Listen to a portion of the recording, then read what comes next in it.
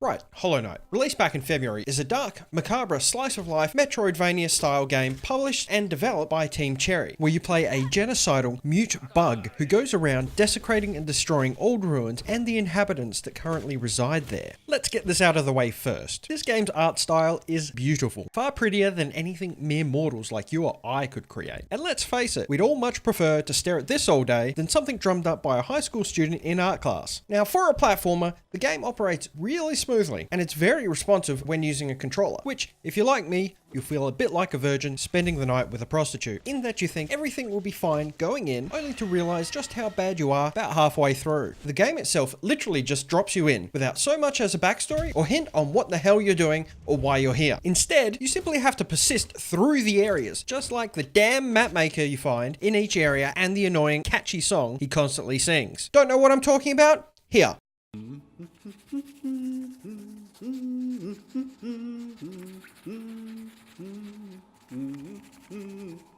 Listen to that for even a few minutes and it will be driving you insane in no time. Luckily, the mystery of just being thrust into the thick of it mixes in quite nicely with your main task. And when I say mystery, I mean confusion. And when I say task, I mean brutal murder. Speaking of brutal murder, if you enjoy playing a mute and clearly insane little bugman that just shows up as he enjoys committing mass genocide against his own kind, or if you enjoy being brutally murdered instead, then you may actually enjoy this game. Don't even get me started on the fact that you can and will go around and destroy every bit of architecture you can possibly find. Simply put, you play an asshole, not some kind of knight. I'd also like to point out the numerous phallic objects left all over the place. It's almost as if this takes place in some kind of underground bug dildo labyrinth. Anyway, unfortunately though, like a lot of games, the constant backtracking does make you feel like you're walking over hot coals, and then back again over those hot coals, only this time someone scattered broken glass everywhere. Oh, and it's dark, so you can't actually see where you're walking. This is especially true if you don't know what you're doing or where you're going. Like me. However, that is one of the only real issues I've found with the game. Thankfully, that is alleviated, as once you open up a few fast travel points, it tends to minimize at least some backtracking. That being said though, the entire world is huge.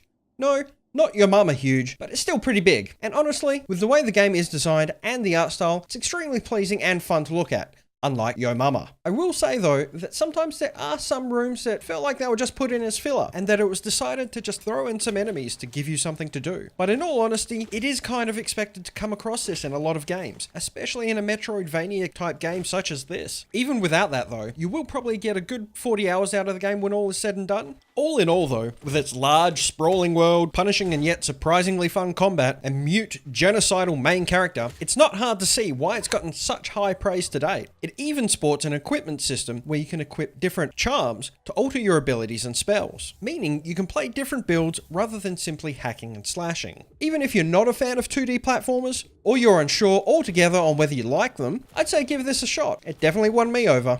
Hollow Knight is currently available on Steam for $15 US. Thank you for your time.